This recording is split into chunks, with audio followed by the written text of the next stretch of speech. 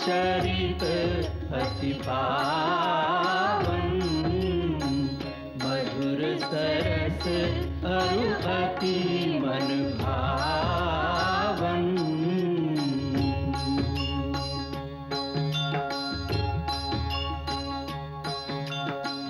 पुनि पुनि कितने हो सुने सुनाए,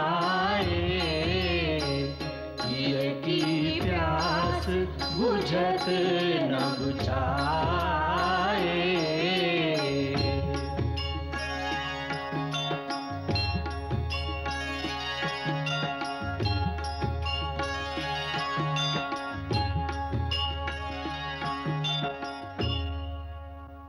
इस वैराग्य की बेला में महाराज जनक ने जो कर्म का उपदेश दिया है वो बड़ा गूढ़ तत्व है। वैराग्य की यह परिभाषा विदयराज जनक जैसा परम ज्ञानी ही कर सकता है, जिससे राग भी न छूटे और उसका बंधन भी न हो। यह परम ज्ञान है। राम, इसका मनन करो। सब ज्ञान और दर्शन की बड़ी बड़ी बातें कर रहे हैं, इधर गुरुदेव उधर महाराज जनक, परंतु भैया की आंतरिक दशा पर किसी का ध्यान नहीं जाता। यह समय ज्ञान और दर्शन का नहीं, संवेदना का है। परंतु कोरी संवेदना से क्या होगा जब तक उसके साथ मार्गदर्शन न हो। दिशाहीन संवेदना से कर्मपद तो नहीं बनते। कर्मपद कौन बनाता है आर्य सुमंत्र? ये सब तर्क की बातें हैं। पथ तो होनी के हाथ में है। जैसे सहसा एक भूकंप आ जाने से सारे मार्ग और पथ धरती में समा जाते हैं, उस समय दर्शन और ज्ञान का क्या लाभ? तभी तो लाभ है जब भूचाल में सारे रास्ते और मार्ग मिट जाते हैं तो फिर से नए मार्ग और पथ बनाने होते हैं। जो उस भूचाल से बच जाते हैं उन्हें जीवन की नई आशा का प्रकाश देना होता है। उस समय धर्म और ज्ञान ही नया कर्म पथ बनाता है। नहीं यार सुमंत्र, नहीं। जब होनी का भूचाल आता है तो ज्ञान और धर्म सब रखा रह जाता है। हाँ, यदि मनुष्य होनी को जान ले तो क्या कर लेगा? क्या वो होनी को बदल देगा? लक्ष्मण, होनी को कोई नहीं बदल सकता। सबको होनी के आगे अपना मस्तक झुकाना पड़ता है।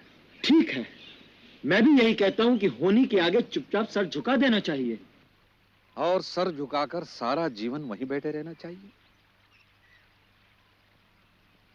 भूचाल के पश्चात मनुष्य किसी दिशा में किसी रास्ते पर तो चलेगा। यहीं पर उसे शास्त्र और दर्शन की आवश्यकता पड़ती है, जो उसे यह बताए कि इस अवस्था में उसका धर्म क्या है और उसका रास्ता किधर है। परंतु वह रास्ता सोचने की सुध किसमें होगी? होनी की चोट इतनी अकस्मात और कठोर होती है कि मनुष्य का होश स्थिर नहीं रहता। या तो वो जड़वत हो जाता है या पागल। तभी तो गुरु की आवश्यकता है, क्योंकि गुरु न तो बेहोश होता है न पागल होता है। गुरु का ज्ञान हर अवस्था में स्थिर रहता है। यदि गुरु को इतना ही ज्ञान होता है तो होने से पहले उसका उपचार क्यों नहीं कर लेते? भाभी के वन जाने से एक दिन पहले तक यह जीवन सुख और स्मृति से भरा हुआ था। फिर अचानक जैसे एक बिजली गिरी और एक ही रात में सब कुछ हो गया। यदि गुरु को उसका पता होता तो गुरु क्या कर लेते? यही तो मैं पूछ रहा हूं। लक्ष्मण, जिन्हें पता होता है वो होनी के मामले में हस्तक्षेप नहीं करते। आप तो ऐसे कह रहे हैं जैसे किसी को इसका पता था। हाँ, था। पता था? किसे? गुरुदेव को। गुरुदेव को? हाँ, जब श्री राम को वनवास हुआ गुरुदेव को पता था। सीता को वनवास होगा वो भी गुरुदेव को पता था। स्वयं स्वर्गवासी महाराज दशरथ भी इन घटनाओं को जानते थे। क्या पिताश्री जानते थे कि क्या कह रहे हैं आप? आपको इसका ज्ञान कैसे? क्योंकि जब महाराज दशरथ को यह बताया गया था तो उस समय मैं भी वहां उपस्थित था। कहां पर? गुरुदेव महर्षि वशिष्ठ के आश्रम में। एक बार महाराज दशरथ गुरु के आश्रम में पधारे थे। उस समय वहां पर परम तेजस्वी महर्षि अत्रि पुत्र महामुनि दुर्वासा वहां ठहरे हुए थे। सायंकाल की गोष्ठ में महाराज ने उनसे पूछा, भगवान, आप तो त्रिकालदर्शी हैं। मुझ पर प्रसन्न होकर यह बताने की कृपा करें कि मेरा वंश कितने समय तक चलेगा, मेरे राम का भविष्य कितना उज्जवल है, मेरे सब पुत्रों की आयु कितनी होगी और मेरे पुत्रों के पुत्र कैसे होंगे। विशेष करके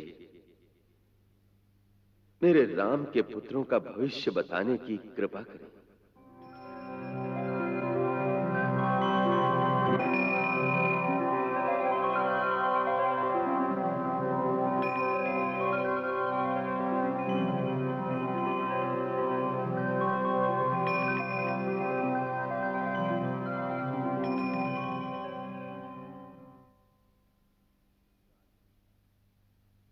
राजन, आपके सारे पुत्र दीर्घजीवी हैं। सबके घर उत्तम संतान होगी जिसमें कई नए नए राजवंश स्थापित होंगे। आपने विशेषतः राम की बात पूछी है, तो सुनिए। राम का भविष्य अधिक सुखमय नहीं है। वो अपनी युवावस्था में ही राज सुख से वंचित होकर पत्नी सहित 14 वर्ष वन में रहेंगे। जब राज्य सुख पाएंगे तो पत्नी सुख से वंचित हो जाएंगे। पति पत्नी दोनों एक दूसरे के विरह में ही अपना अपना जीवन व्यतीत कर देंगे। उनके 2 पुत्र भी होंगे जो बड़े पराक्रमी होंगे। दोनों नए राज्य स्थापित करेंगे। राम उनका अभिषेक अयोध्या से बाहर करेंगे, अयोध्या में नहीं। क्या?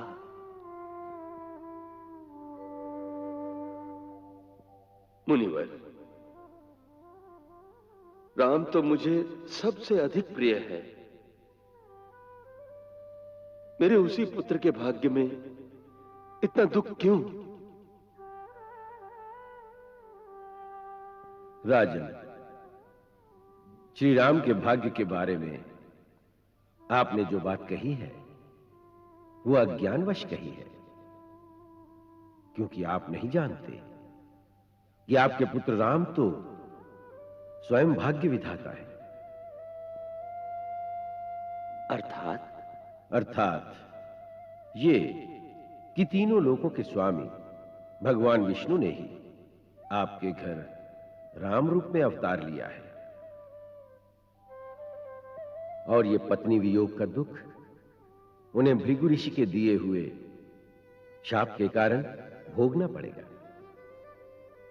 भृगु ऋषि ने भगवान विष्णु को शाप दिया था?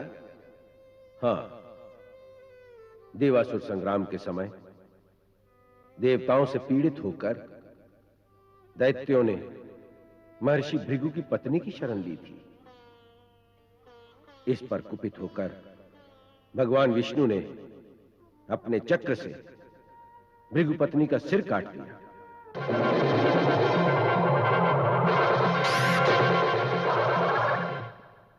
इस पर भार्गव वंश के प्रवर्तक महर्षि भृगु ने भगवान विष्णु को श्राप दिया। जनार्दन, मेरी पत्नी वध के योग्य नहीं थी, परंतु आपने क्रोध के वशीभूत होकर उसका वध किया है। इसलिए आपको भी मृत्यु लोक में जन्म लेना पड़ेगा और वहां बहुत वर्षों तक पत्नी वियोग का दुख सहना पड़ेगा।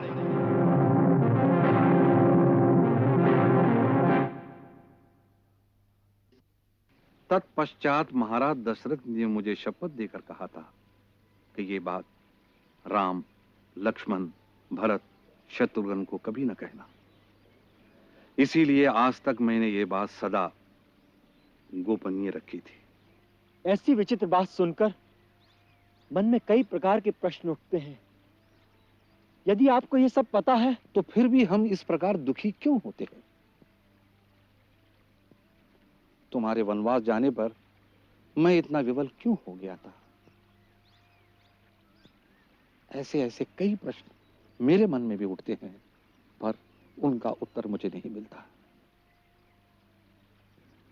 ऐसा लगता है कि हम साधारण प्राणी माया के जाल में ऐसे फंसे हुए हैं कि उनमें से बच के निकलना संभव नहीं है। श्री राम को देखो, स्वयं भगवान विष्णु के अवतार हैं। फिर भी जब नर रूप धारण किया है तो अपने आप को संपूर्णतः माया के अधीन कर दिया है। उसी प्रकार दुखी होते हैं, विवल होते हैं। फिर हमारी क्या गिनती है लक्ष्मण?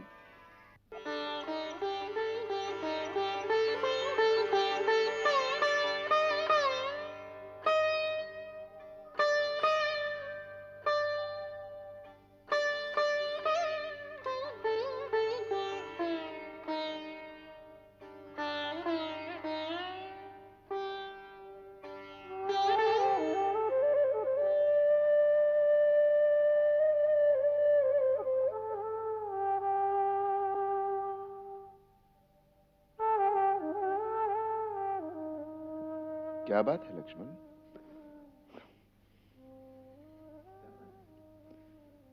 कुछ नहीं भैया। किस गहरी सोच में डूबे हुए हो? सोच में नहीं, एक दुविधा में फंस गया हूं। कैसी दुविधा? बड़ी विचित्र दुविधा है भैया।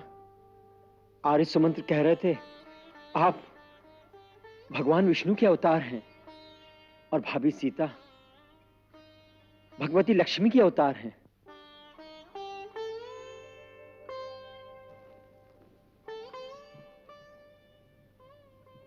आर्य सुमंत्र ने केवल इतना ही कहा कि मैं भगवान का अवतार हूं।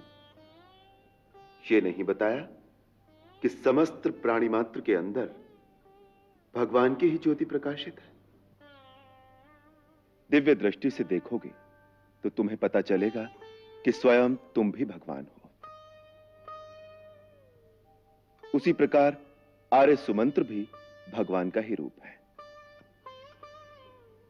देखो, जैसे बहुत से घड़ों के अंदर यदि पानी भरकर रख दो तो उन सब के अंदर एक ही सूर्य का प्रतिबिंब प्रकाशित होता है।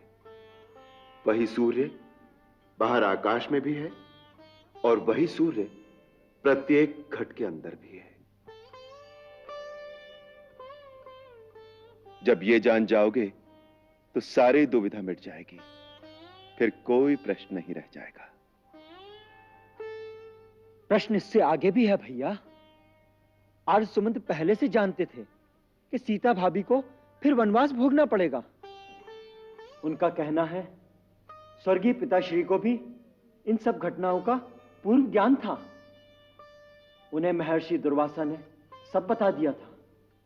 यदि उन्हें भविष्य का इतना ज्ञान था तो उनके मन को इतनी पीड़ा, इतना महान दुख क्यों हुआ? क्योंकि यही इस शरीर का गुण है।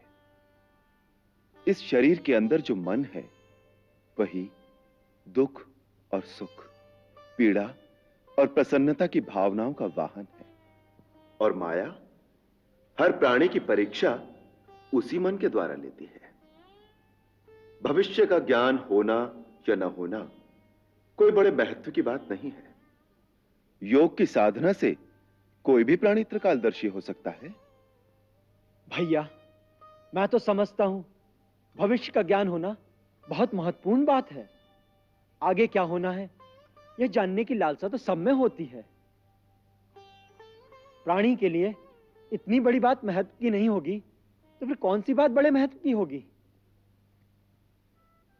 सबसे बड़े महत्व की बात है कि दुख और सुख के समय प्राणी कैसा व्यवहार करता है।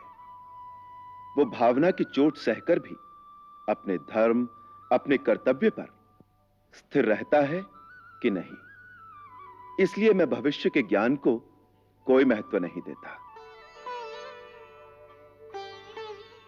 देखो लक्ष्मण, होनी तो होगी ही, परंतु उसका सामना प्राणी किस प्रकार करता है यही महत्वपूर्ण बात है। पिताश्री को भविष्य का ज्ञान था, इसमें उनकी महानता नहीं है, परंतु सब कुछ जानते हुए भी उन्होंने अपना धर्म का पथ नहीं छोड़ा, अपने प्राण त्याग दिए, परंतु अपना वचन भंग नहीं किया। यही उनकी महानता थी। सीता को देखो, यदि दुर्वासा के कथनानुसार वो लक्ष्मी का अवतार है, तो उसमें होनी के घटना चक्र को बदलने की शक्ति भी थी, परंतु उसने मर्यादा के आदर्श का ही पालन किया। ये सब कुछ त्याग करते हुए उसे कितना दुख हुआ होगा। उसे मेरी पीड़ा का भी पूर्ण ज्ञान था।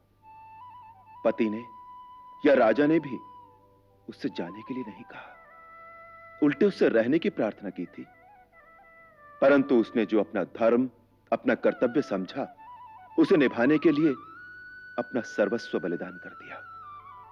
यही महत्वपूर्ण बात है। लक्ष्मण, भविष्य को जानने के फेर में मत पड़ो। वर्तमान का जो धर्म है, जो कर्तव्य है, उसे निभाओ। भविष्य तो स्वयं ही नतमस्तक होकर तुम्हारे सामने आ जाएगा। होनी तो होगी ही। तुम अपने धर्म पर दृढ़ रहो। यही शिक्षा हमें सीता से लेनी चाहिए। धन्य हो प्रभु, कैसी शिक्षा दे रहे हो सबको। प्राणी मात्र को सिखा रहे हो कि होनी को किस प्रकार स्वीकार करना चाहिए। और देखो पुत्री, तुम्हारी कितनी प्रशंसा कर रहे हैं। ये तो प्रभु की उदारता है। अपने सेवकों की बड़ी शोभा करते हैं।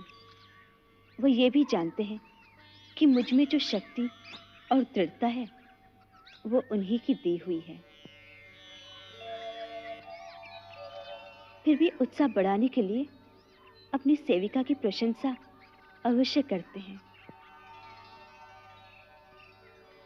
आपने देखा गुरुदेव, उन्हें ये आभास अवश्य होगा कि मुझे माता सुनैना के लिए चिंता है।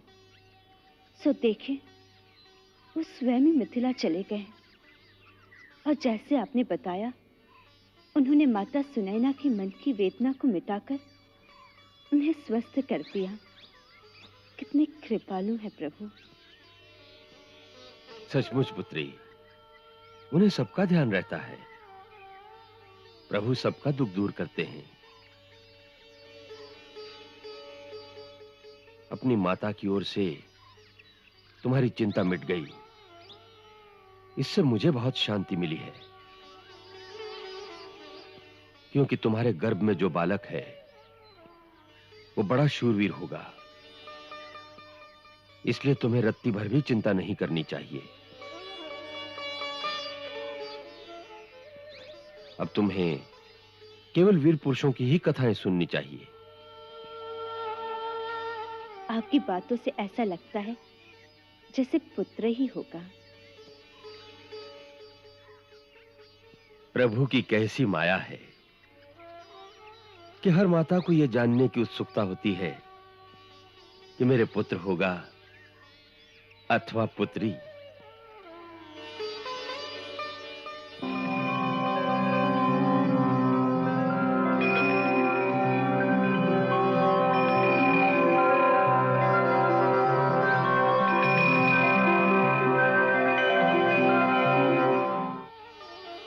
अवश्य पुत्र होगा। और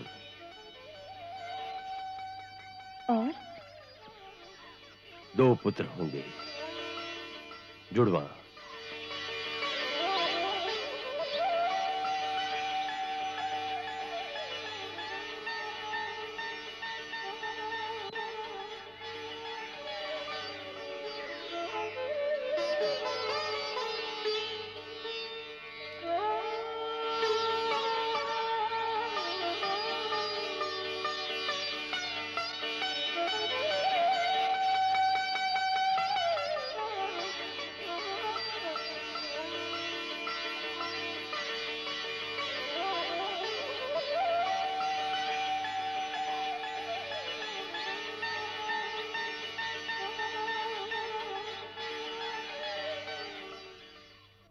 मंगल भवन अमंगल हारी, द्रव हो सुदशरथ अजिर बिहारी।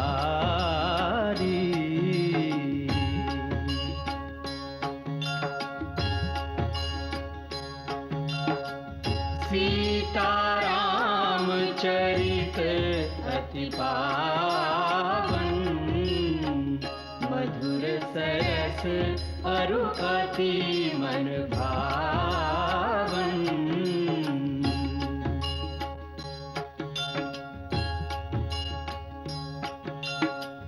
पुनि पुनि कितने हो सुने सुनाए, किय की प्यास बुझत न बुझाए।